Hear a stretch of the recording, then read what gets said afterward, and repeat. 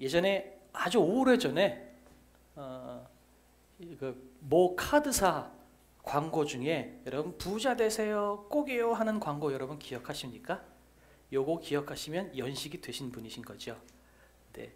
여기 시연이는 아마 모를 거예요. 너 알아? 너 알아? 어떻게 알아 너?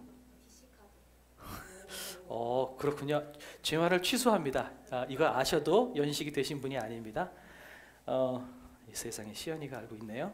맞습니다. 그래서 우리 오늘은 요 말로 한 번 더 인사하겠습니다. 양옆에 분들께 꼭 뒤에 것까지 붙여주셔야 돼요. 부자 되세요 꼭이요까지 여러분 하셔야 됩니다. 앞에만 하시면 안 됩니다. 자, 있는 힘을 다해서 양옆에 분들께 인사하겠습니다. 시작. 부자 되세요 꼭이요. 예, 여러분 모두가 건강하고 재물이 풍부해지시기를 주님의 이름으로 축복합니다. 여러분 성경도 이것을 인정합니다. 우리가 건강해지고 부유해지기를 바라는 이 마음에 대해서 성경도 부인하지 않습니다. 물론 우리가 하나님을 외면하고 하나님과의 관계를 우리가 등한시하고 그저 부자되고 건강해지는 것을 이것만을 신앙생활의 목표로 삼는다면 이것은 소위 말씀드리는 기복주의 신앙이라고 해서 이것은 건강한 신앙은 아닙니다. 그러나 하나님과의 온전한 관계 가운데에서 우리가 건강함을 추구하고 부유함을 찾고 잘되기를 바라는 마음은 이것은 분명히 괜찮은 마음이고 성경도 곳곳에서 이런 부분에 대해서 이야기를 하고 있습니다. 오늘 이 본문도 마찬가지예요. 그래서 2절에 보면 사랑하는 자여 내 영혼이 잘됨 같이 내가 범사에 잘되고 강건하기를 내가 간구하노라 이런 말씀을 했거든요.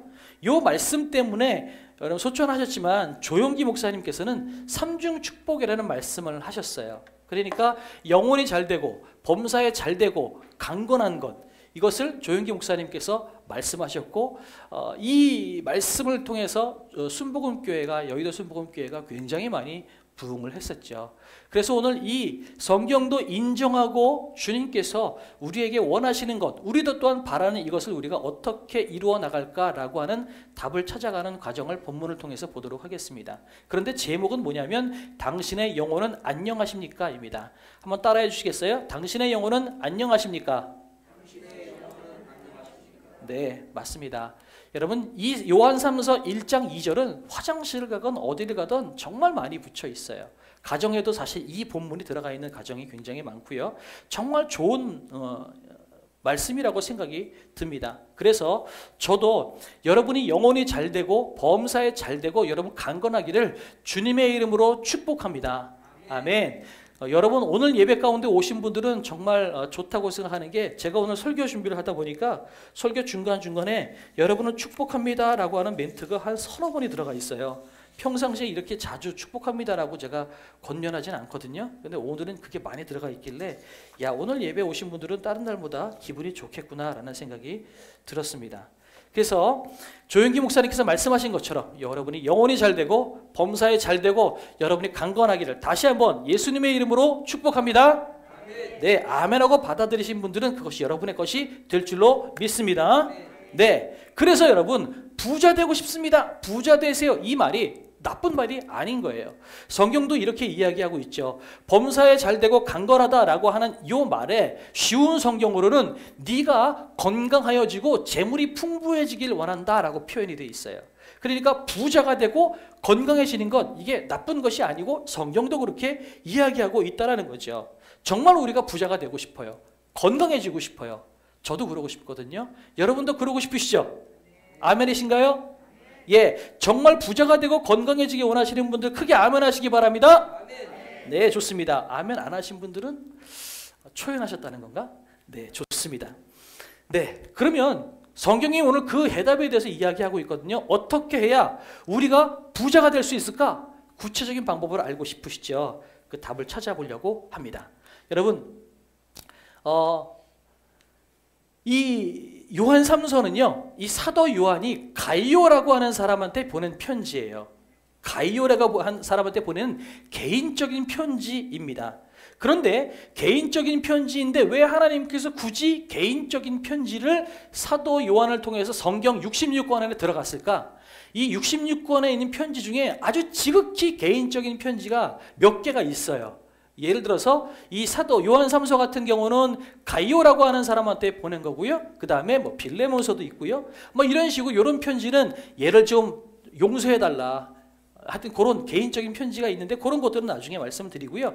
이 개인적인 편지를 하나님께서 성경책 안에 넣으신 이유가 있다는 거죠. 그건 뭐냐면 오늘 사도 요한이 가이오를 향해서 하고 있는 그 마음이 곧 하나님이 우리를 향해서 품고 있는 마음과 같기 때문에 하나님께서 사도 요한의 편지를 이 안에다 넣었다라고 생각하면 좋을 것 같습니다.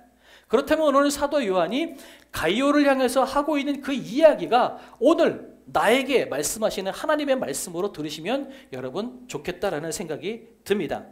그런데 가이오는 누굴까? 이걸 먼저 좀 봐야 되겠죠? 그래서 여러분 성경을 한 군데 찾아보려고 합니다. 사도행전 19장 29절을 한번 가보시겠어요? 도대체 가이오가 누군데 뜬금없이 가이오가 나왔지? 사도행전 19장 29절.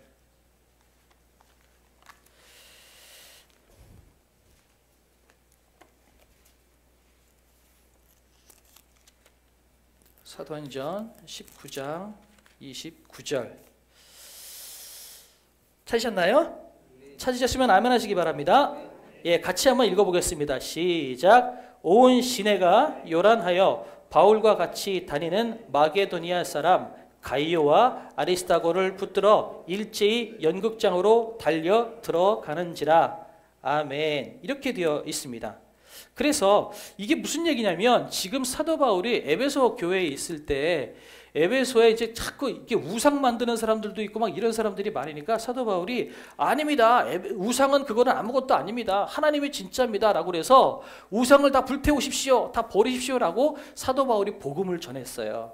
그래서 그것 때문에 에베소 안에 많은 사람들이 예수 그리스도를 믿는 일이 일어났는데 문제는 이 에베소에 이 우상을 팔아가지고 우상 때문에 밥 먹고 사는 사람들이 많이 있었단 말이죠. 이 사람들이 이제 분이 나는 거예요. 그래서 저 사람들 때문에 우리 밥줄이 끊겼네 라는 것들 때문에 이 에베소 지역 안에 우상 때문에 밥 벌어먹고 살았던 사람들이 폭동을 일으켜요. 그리고 사도 바울과 사도 바울의 일당을 죽이려고 하죠. 그럴 때 같이 도망쳤던 그 일행 중에 누가 있었냐면 가이오가 있었다라는 거죠. 그러니까 바로 이 가이오가 오늘 읽은 오늘 본문에 나오는 그 가이오라고 여러분이 보시면 될 것 같아요.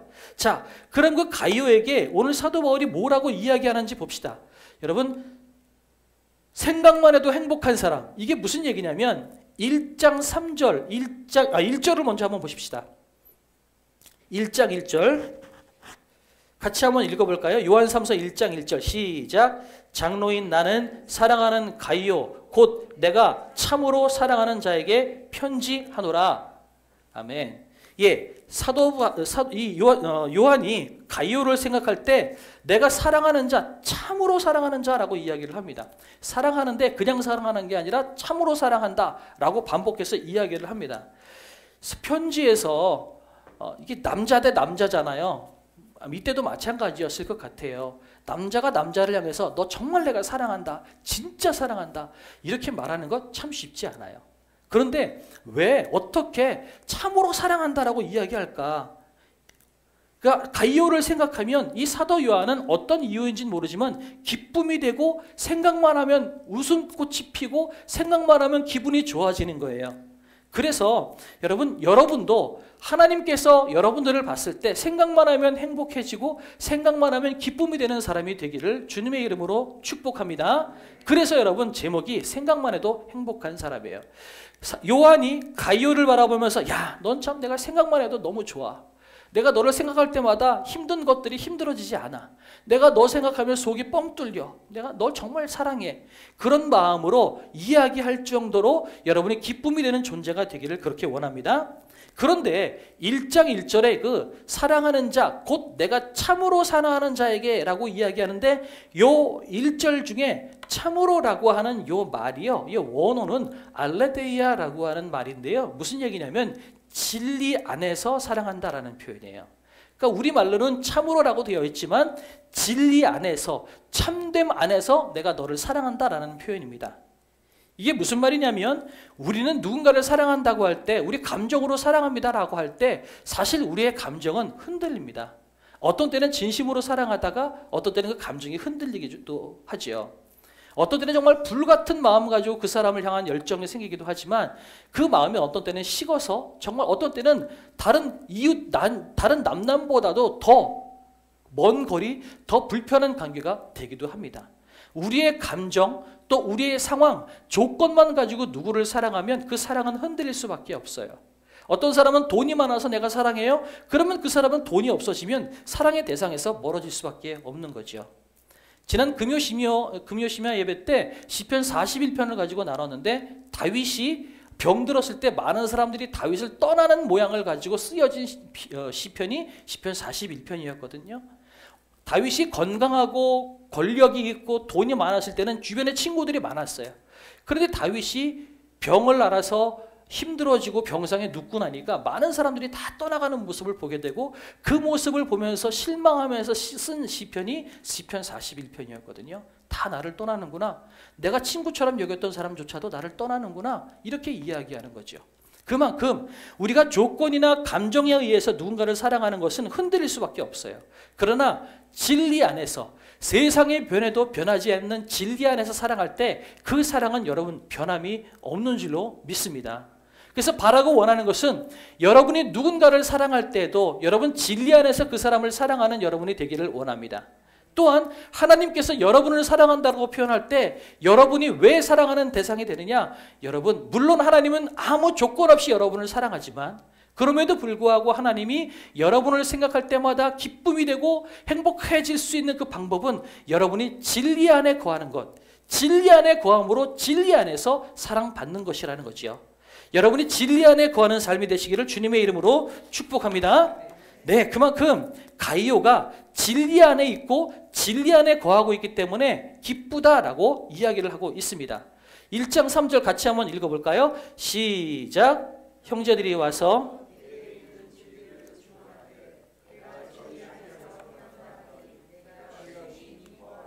4절도요. 내가 내 자녀들이 진리 안에서 행한다 함을 듣는 것보다 더 기쁜 일이 없도다.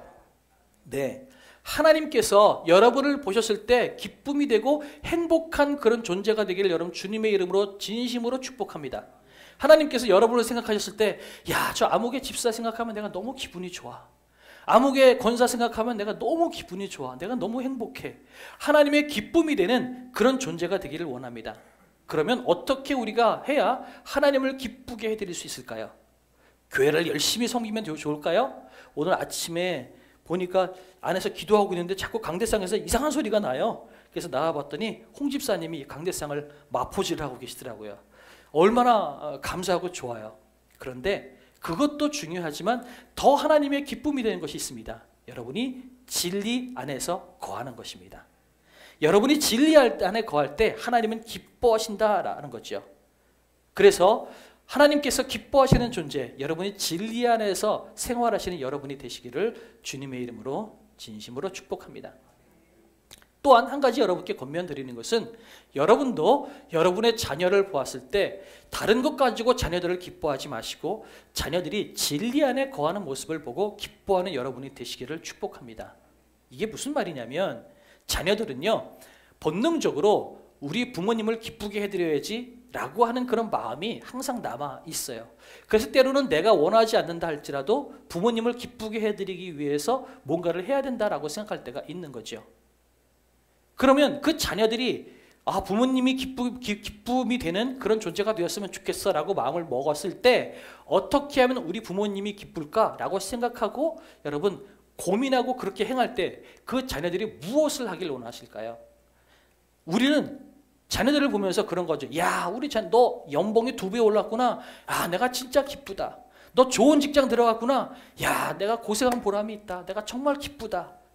이렇게 이야기할 때가 많으세요. 그죠? 야, 너 좋은 대학 들어갔네. 내가 고생하면서 기른 보람이 있다. 내가 정말 기쁘다. 그것도 좋지만 그러나 여러분 그것보다 자녀들이 진리 안에 거하는 모습을 보고 기뻐하시길 바랍니다. 여러분 진리가 없다면 그러니까 덕을 행하고 믿음 안에 거하는 삶을 살지 않으면 인류 대학도 소용없고요. 좋은 돈, 좋은 직장 다 소용없어요. 왜냐하면 목표점이 다른데, 목표점이 사망으로 가는 길인데 저 길 끝에 낭떠러지가 있는데 지금 인류대학 갔거나 지금 돈을 많이 벌거나 지금 좋은 대학 갔거나 무슨 소용이 있겠어요? 그러니 여러분, 우리의 자녀들이 돈을 많이 번 것 때문에 기뻐할 수 있어요. 인류대학 간 것 때문에 기뻐할 수 있고요. 연봉이 2번 뛰었다고 칭찬하고 기뻐할 수 있어요. 그러나 그것만 가지고 기뻐하기보다 여러분의 자녀들이 예수님을 바로 믿는 것 가지고 기뻐하시길 바랍니다. 좀 더 나가볼까요? 예수님을 제대로 믿지 않는다면 여러분의 자녀들이 인류대학 간 것 가지고 슬퍼하셔야 된다는 거죠. 돈 많이 벌고 연봉이 뛴 것 때문에 슬퍼하셔야 돼요. 예수 없이 연봉이 2배 뛰었다? 여러분, 그것은 오히려 사망으로 가는 길이에요. 왜 그럴까요? 예수 믿지 않아도 연봉이 2배 뛸 수 있는데 예수 뭐하러 믿어? 누구나 그런 생각할 수 있지 않을까요? 그러니 예수 믿지 않고 우리가 뭐든지 잘 된다? 이것은 오히려 망하게 되는 길인 거예요. 그러니 여러분, 예수 믿지 않고 뭔가 잘 되고 있으면 여러분 오히려 애통해 하셔야 돼요. 슬퍼하셔야만 된다는 거죠. 우리가 내 자녀들이 진리 안에 행하고 있을 때 그것 가지고 기뻐하는 여러분이 되길 원합니다. 물론 그렇다고 해서 기뻐하지 말라는 건 아니에요. 엄마, 나 2배, 연봉이 2배 뛰었어요. 막 울고 있어요. 이러지 말라는 거죠. 이건 이상해 보이지만 그래, 좋다. 잘했다. 그런데 난 네가 예수 믿으면 더 기뻐. 라고 이야기할 수 있는 부모가 되셨으면 좋겠어요. 좋은 대학도 인류 직장도 진리 안에 거하지 않으면 여러분 물거품입니다. 요즘 새벽 예배 때마다 잠언을 나누고 있는데, 잠언을 나눌 때마다 반복해서 나오는 이야기가 있어요. 그건 뭐냐면 미련한 자의 끝은 물거품이다. 악한 자의 끝은 물거품이다. 계속 이 말이 반복돼서 나오고 있어요. 아무리 잘 돼도, 아무리 지금 잘 살고 있다 할지라도 예수 그리스도를 제대로 믿지 않으면 그 길의 끝에 낭떠러지가 있는 걸 우리가 알잖아요. 언제 떨어지느냐의 문제지 곧 떨어지는 인생인 거예요. 그러니 돈 많이 짊어지고 낭떠러지에 떨어지는 사람, 좋은 대학 가서 좋은 직장 가지고 낭떠러지에 떨어지는 사람일 뿐인 거지, 예수 믿지 않으면 다 소용이 없다라는 겁니다. 그래서 여러분, 자녀들이 진리 안에 거할 때 기뻐하는 부모님이 되셨으면 좋겠어요. 김동호 목사님이 자녀들이 결혼할 때 직접 주례를 보셨어요. 특이하죠? 당신의 아들이 결혼할 때 주례를 직접 보셨거든요. 근데 그 주례사에서 김동호 목사님이 뭐라고 말씀하셨냐면 예수 잘 믿어라. 이게 주례사였어요. 아무리 결혼 생활이 좋다 할지라도, 아무리 결혼을 잘한 것 같다 할지라도 예수 믿지 않고 진리 안에 거하지 않으면 그 결혼 생활도 무의미하다라는 거죠. 제가 주보에다 오늘 2011년 1월 12일자 국민일보 기사를 제가 하나를 넣어 올렸습니다. 문성 선교사님이라는 한 선교사님의 간증을 일부를 제가 발췌를 해서 넣었는데, 이 선교사님은 IT 사업가였던 분이 40세가 넘어서 부르심을 받고 선교사가 됩니다. 그런데 선교사가 어떤 선교사가 되냐면 NTM이라고 하는 선교단체의 선교사가 됩니다. 이 NTM이 뭐냐면 New Tribe Missionary라고 하는 뜻이에요. 그러니까 새로운 부족들을 향해서 선교하는 선교사. 이게 왜 생겼냐면 지난주에 설교 시간에 제가 나누었는데, 짐 엘리엇이라는 26살의 청년이 에쿠아도르의 그 식인 부족에 전도하러 들어갔다가 창에 맞아서 5명이 순교당한 일들이 있었습니다. 바로 이 사건을 계기로 이렇게 원주민들, 그렇게 예수 믿지 않는 사람들에게 이렇게 오지에 가서 선교하는 선교단체가 필요하구나 라고 생각해서 그 짐 엘리엇의 순교를 통해서 만들어진 선교단체가 이 NTM이라는 선교단체인데, 바로 이 NTM의 선교단체로 부르심을 받아서 이 문성 선교사님은 집사였다가 선교사님이 되셔서 파푸아 뉴기니의 원주민, 그것도 식인종을 선교하러 들어갑니다. 여러분, 그 식인종에게 문성균 선교사님과 그 아들들은 뭐였을까요? 간식이에요. 그죠? 얼마나 두려웠겠어요. 그런데 그 안에 들어가서 선교를 합니다. 우여곡절 끝에 여러분 16년이 지났을 때 나중에는 그 파푸아 뉴기니 그 식인종들이 전부 다 예수님을 믿고 거기가 크리스찬 복음화가 되는 놀라운 일들이 벌어졌습니다. 그 부족이 누군가를 존경할 때 하는 행동이 있다고 합니다. 그게 뭐냐면 그 사람이 죽으면 그 사람의 시신의 일부를 먹는 게 그 부족의 습성이래요. 그 부족이 이렇게 이야기했다고 합니다. 선교사님, 당신이 우리 떠나면 우리는 죽습니다. 당신 한국으로 돌아가지 마세요. 잠깐 안식년을 맞아서 한국에서 잠깐 쉬려고 한국에 잠깐 들어가겠다고 얘기했더니 나중에는 그 파푸아뉴기니의 원주민들이 선교사님 바지끄레기를 붙잡고선 못 나가게 놔주지 않았다고 합니다. 근데 잠깐 가서 내가 당신들을 위해서 기도하고 더 홍보하고 또 전도하기 위한 그 전략들을 세워서 다시 올 겁니다 라고 이야기했더니 그제서야 그 원주민들이 선교사님을 놔줬다라고 그래요. 그러면서 뭐라고 이야기하냐면 당신 때문에 우리가 살았습니다. 우리가 당신을 존경하는 마음으로 당신이 죽으면 우리가 당신의 다리를 먹겠습니다. 그 파푸아뉴기니 원주민들이 그렇게 이야기했대요. 문성 선교사님 뭐라고 그랬게요? 내 다리 먹어라 그랬대요. 예, 그거 허락하고 왔대요. 아무튼 간에 그 선교사님이 나중에 시간이 지나서 둘째 아들이 결혼식을 하는데 둘째 아들의 결혼식에 대표로 대표 기도를 하게 됐대요. 대표 기도문을 제가 주보에다 넣었어요. 이렇게 기도했다고 하죠. 우리 사랑하는 문성훈이 둘째 아들을 기억해 주시고 고난 가운데 있게 하사 고난을 통하여 하나님 만나며 고난을 기뻐하는 사도 바울의 간증이 되는 귀한 삶을 누리는 아들이 될 수 있도록 축복하여 주시옵소서. 여러분 기도문을 보시면 다르지 않을까요? 결혼 생활 잘하게 해주시고 아들, 딸 구분 없이 한 10명 낳게 하나님 도와주시고 재산 부풀리게 하나님 도와주시고 여러분 이 내용이 없어요. 뭐라고 기도하죠? 우리 아들 고난 주십시오. 고난 통해서 하나님 바로 알게 해주십시오. 자기 아들을 향해서 결혼식에서 이 기도를 하고 있는 거예요. 왜 그럴까요? 아무리 결혼 생활이 좋아도요, 아무리 재산이 많아도, 아무리 잘 살아도 예수를 바로 알지 않으면 그 인생은 헛된 인생이라는 것을 선교사님은 아는 거예요. 그럼 그 아들이 자기 아버지인 선교사님을 향해서 뭐라고 이야기할까요? 그 내용은 주보를 확인해 보시면 좋겠습니다. 그만큼 여러분 범사에 잘되고 강건하고 여러분 그 복을 누리는 그 주 첫 번째는 뭐냐면 여러분 진리 안에서 거하는 것을 기뻐하는 삶이 되었으면 좋겠다라는 거죠. 자, 이제 본문으로 다시 한번 돌아가도록 하겠습니다. 진정한 기쁨은 자녀들이 진리 안에서 거하는 것을 보는 기쁨이시기를 여러분 예수님의 이름으로 축복합니다.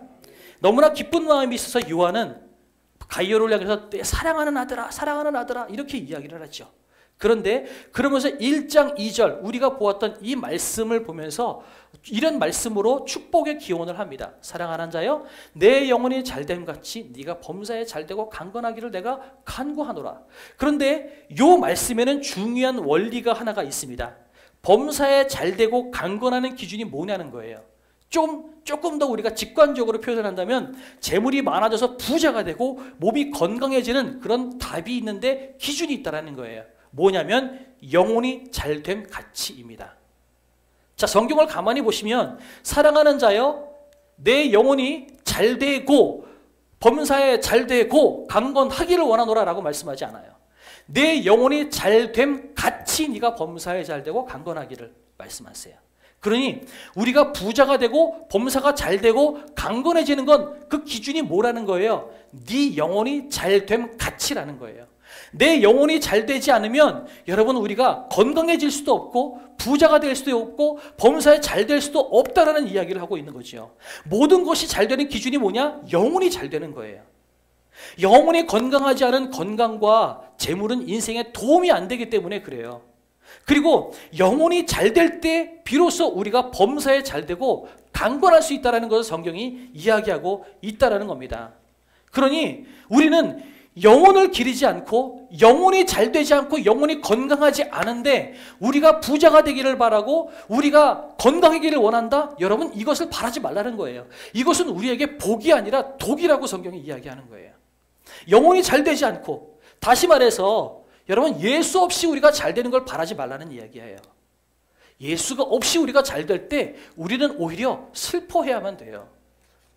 예수 없이 잘 되면 우리는 더더욱 주님으로부터 멀어질 수밖에 없기 때문에 예수 없이 잘 될 때 우리는 더 슬퍼해야 되고 더 긴장해야 되고 더 눈물을 흘려야만 된다는 거죠.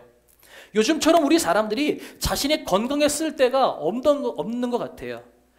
건강하다 그러면 여기저기서 우후죽순처럼 난리가 납니다. 요즘에는 건강하다 그럴 때 어떤 것이 제일 많은지 아세요? 맨발로 걷기. 그래서 요즘에 공원들마다 둘레길마다 다 길을 파헤쳐가지고 맨발로 걸을 수 있을 만한 흙길을 지금 만드는데 요즘 유행이 되고 있어요. 아직 제가 자전거 타며 돌아보니까 이 망원동 근처에는 아직은 맨발 걷기는 없는 것 같아요. 있어요? 뭐 없죠. 있어요? 유수지에 있어요? 이런. 그렇군요. 네. 강동구에 가봐도고요. 잠실, 양재 곳곳에 가보면 둘레길을 맨발 걷기로 다 바꿔놨어요. 근데 거기가 지금 외국인들도 와서 거길 걸어 다닐 정도로 아주 유행인, 아주 유명한 장소가 된 곳이 많다고 그래요. 그렇군요. 그래서 가보면 운동장에서 맨발로 걷는 사람들이 꽤 있어요. 제가 한강 나가보면 유수지에 맨발 걷기가 있어요. 자, 그만큼 우리는 이렇게 사람의 건강은 되게 중요시합니다. 헬스클럽 가보고 요가, 필라테스 이런 데 가보면 얼마나 사람들이 많은지 몰라요. 그만큼 건강에 관련된 정보는 산더미고요. 건강을 중요시하게 생각을 합니다. 그런데 중요한 것은 그렇게 몸은 관리를 하면서 영혼의 건강을 생각을 안 해요. 우리가 영혼의 건강에 대해서 생각해 본 적 있으세요? 여러분이 몸의 건강에 대해서 생각하는 것처럼 영혼의 건강에 대해서 생각해 보신 적 있으신가요? 우리의 신체는, 우리의 존재는 여러분 영혼과 육신으로 구분되어 있다 그러죠. 그죠? 그러면 몸은 우리가 신경을 쓰는데 영혼은 왜 신경 안 쓰냐는 거예요. 사실은 성경은 영혼을 건강해야 이것을 통해서 육신이 강건해진다고 이야기하는데 우리는 육신의 건강을 생각할지 모르지만 영혼의 건강은 자꾸 놓치고 있다는 거죠. 생각해 보세요. 내가 죽은 다음에 영혼은 어디로 갈까요? 영혼이 진짜 있을까? 지금 여러분 기쁘면 좋아하고 슬프면 눈물 흘리는 감정이 있잖아요. 그리고 마음에 생각이 있잖아요. 계산하는 뇌가 있잖아요. 이 영혼이 어디 가냐는 거예요. 우리가 죽으면 이 영혼도 똑같이 땅속에 들어가서 흙처럼 그렇게 사라질까요? 얼마나 답답할까요? 예전에 어렸을 때 수련회 때 죽음 체험 한번 해본다고 교회에서 수련할 때 관 속에 들어가는 체험 해본 적이 있었거든요. 와, 관 속에 들어갔다 나와보세요. 얼마나 놀라는데요. 근데 영혼이 없다면 이 영혼이 다 그렇게 육신이 죽는 것처럼 똑같이 그렇게 된다면 얼마나 인생이 허무하고 공포스럽겠어요. 그런데 성경은 그렇게 이야기하지 않거든요. 영혼은 분명히 있다라고 이야기해요. 영혼은 분명히 육신과 분리돼서 분명히 하나님의 심판대 앞에서 이게 죄의 심판으로 갈 거냐 아니면 천국으로 들어갈 것이냐가 판정된다라고 분명히 이야기하고 있거든요. 분명히 영혼이 있다라고 이야기해요. 여러분 영혼이 있다라는 거 믿으십니까? 그러면 왜 우리가 영혼의 건강에 대해서는 생각을 안 할까요? 성경은 영혼이 건강해야 우리의 육신도 건강해진다라고 이야기를 하고 있거든요.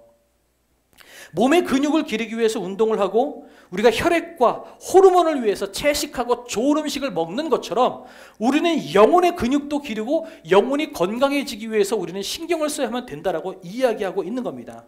그것이 뭘까요? 진리 안에 거하는 것이라는 거예요. 오늘 요한은 가이오가 기쁘고 가이오에게 복을 줄 수 있는 근거가 뭐냐? 가이오가 영혼이 강건하다고 생각할 수 있었던 근거가 뭐냐? 그거는 가이오가 진리 안에 거했기 때문에 그렇다라는 거예요. 그러면 우리가 영혼이 강건해지기 위해서 우리는 뭐 해야 되겠어요? 진리 안에 거해야 되는 거죠.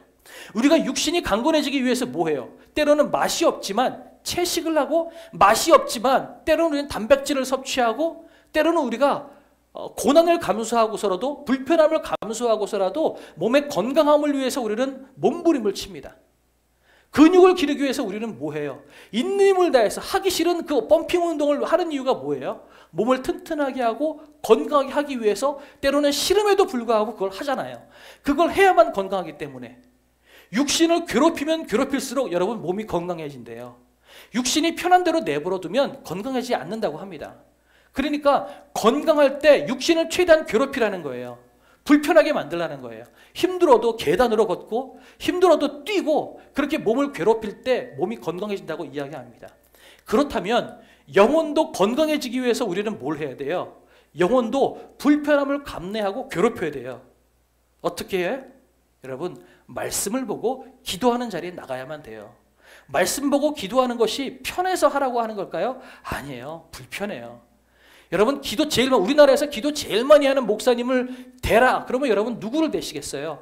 조영기 목사님 딱 떠오르지 않으세요? 그런데 조영기 목사님께서 일생에서 가장 힘들었던 게 뭐냐라고 물어봤을 때 조영기 목사님은 살아계셨을 때 뭐라고 말씀하셨냐면 나는 기도하는 게 제일 힘들었어요 라고 말씀하셨었어요. 조영기 목사님이 하루에 뭐 10시간, 뭐 9시간씩 기도하셨을 때가 있었는데 그렇게 기도하는 것이 그분이 기도를 잘해서 기도가 재밌어서 한 게 아니에요. 기도하지 않으면 안 되니까.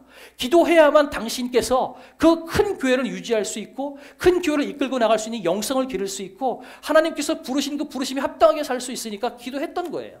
힘들어서. 여러분 말씀 보고 기도하는 것이 쉬워서 하라는 것이 아닙니다. 힘들어요. 저도요. 말씀 보고 기도하는 거 진짜 힘들어요. 안 했으면 좋겠어요. 왜? 그런 말이 있잖아요. 도대체 누가 새벽 기도를 대한민국에 만들어가지고 대한민국 목사들 괴롭히냐고. 여러분 젊은 목사님들이 그런 얘기 한두 번씩은 농담 삼아 하거든요.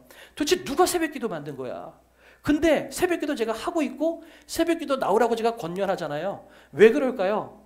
그거 해야 버티고 있으니까. 해야만 되니까 하는 거예요. 그래야 영혼이 길러지니까. 여러분 영혼이 잘 돼야 우리가 범사에 잘 되고 강건하다고 이야기하고 있어요. 그럼 우리가 제일 먼저 해야 될 거는 영혼을 길러야 돼요. 그러기 위해서 우리는 불편한 자리에 기꺼이 나가야만 된다는 거죠. 말씀을 보고 기도하는 자리에 나갔으면 좋겠다라는 겁니다. 그래서 여러분 사도 요한이 가이오를 봤을 때 와, 네가 영혼이 지금 너무 잘 되고 있구나. 그 영혼이 잘 된 것처럼 범사에 잘 되고 강건하기를 내가 원한다 라고 이야기했을 때 가이오가 사도 요한이 가이오의 그 진리 안에 거하는 삶 그리고 그 많은 이방 순회 선교사들을 잘 선대하는 모습을 보면서 야, 네가 참 영혼이 잘 되고 있구나 라고 이야기하고 있는 것처럼 하나님께서 여러분들을 봤을 때 여러분들이 말씀 안에 거하고 기도의 삶을 사는 모습을 바라보면서 야, 아무개 집사야, 아무개 권사야, 너 정말 영혼이 잘 되고 있구나. 그렇게 하나님께서 여러분을 칭찬하는 그런 여러분이 되시기를 주님의 이름으로 축복합니다. 그래서 여러분, 여러분의 영혼이 잘 되시기를 예수님의 이름으로 축복합니다. 네, 그래서 여러분 범사에 잘 되는 은혜가 있기를 축복하는데요. 그럼 이 범사에 잘 되는 게 뭘까? 이 범사에 잘 된다라는 말은 형통하다라는 말하고 똑같은데요. 형통하다라는 말이 어디에 쓰여 있냐면 똑같은 말이 요셉의 삶에서 쓰여집니다. 요셉이 보디발의 집에 들어갔을 때 하나님께서 함께 하심으로 형통하였더라 성경이 이야기합니다. 요셉이 감옥에 들어갔을 때 하나님께서 함께 하심으로 요셉이 형통하였더라라고 이야기하는데 바로 그 형통하다라는 단어가 오늘 저 범사에 잘되고라는 단어하고 똑같은 단어입니다. 그러면 형통하다라는 게 도대체 뭘까요? 풀어서 말씀을 드릴게요. 형통하다, 미래가 있다, 비전이 있다, 하나님의 뜻이 이루어지고 있다. 이런 모든 의미를 포함하고 있는 게 형통하다라는 뜻이에요.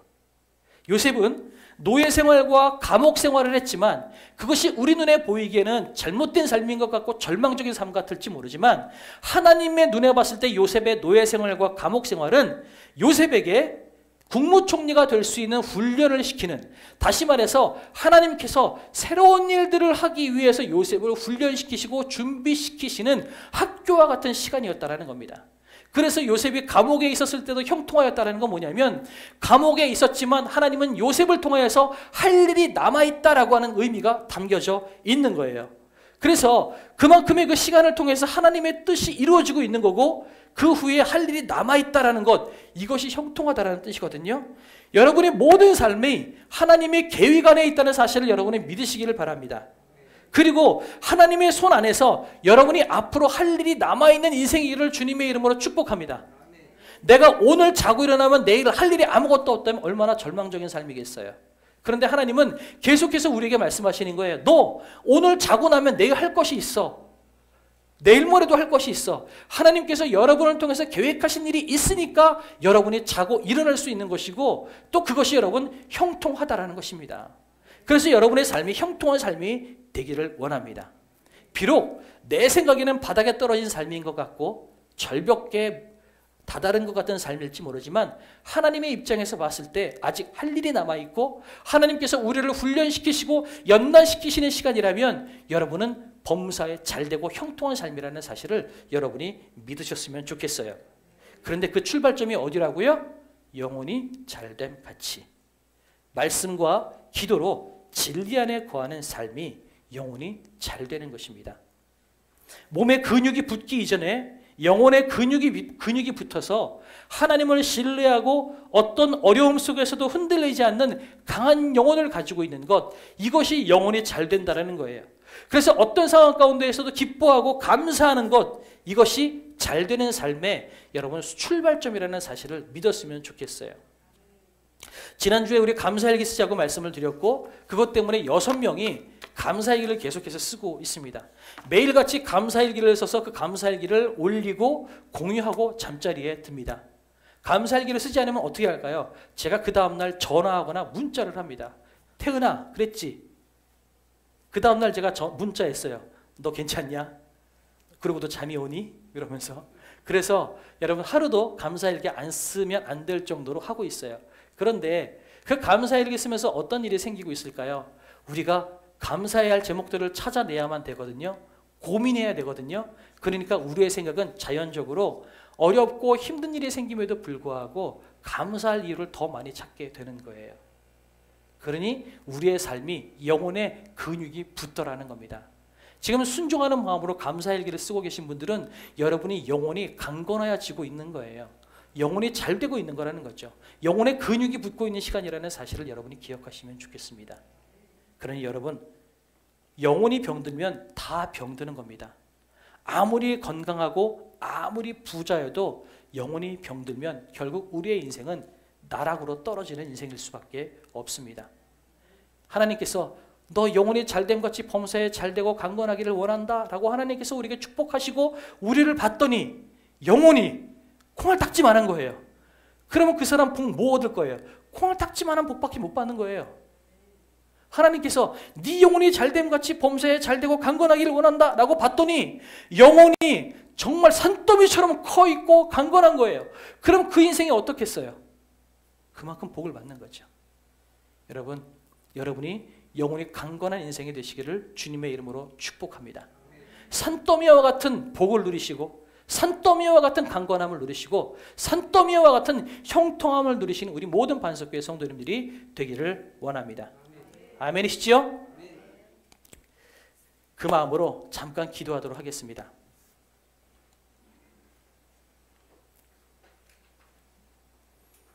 이 시간에 잠깐 기도할 때에 그렇게 결단했으면 좋겠어요. 두 가지 결단하는 기도하면서 성찬식으로 넘어가도록 할 텐데요. 두 가지 기도 제목입니다. 첫 번째는 뭐냐면 하나님, 내가 부자 되고 형통하고 잘 사는 길은 영혼이 잘 되는 곳에서부터 출발한다고 했는데 하나님, 내가 그동안 내 영혼을 살찌우는 것에 대해서는 그렇게 신경 쓰지 못했던 것 같습니다. 내가 이제부터 내 영혼을 살찌우기 위해서 이것을 하겠습니다. 결단하십시오. 감사일기 쓰는 것에 동참하겠습니다. 그렇게 구체적으로 결단하셔도 되고요. 성경을 하루에 몇 장씩 보겠습니다. 아니면 몇 분씩 기도하겠습니다. 여러분 구체적으로 여러분의 영혼을 살찌울 수 있는 방법을 놓고 지금부터 생각하시고 결단하십시오. 또 한 가지 놓고 기도합시다. 여러분의 자녀들이 진리 안에 거하는 모습을 보고 기뻐하는 부모들이 되십시오. 돈 많이 벌고 좋은 직장 간 것으로 기뻐하지 마시고요. 그 아이들이 진리 안에 거하지 못하고 있다는 사실 때문에 통회하고 자복하고 눈물 흘리는 부모가 되어 주십시오.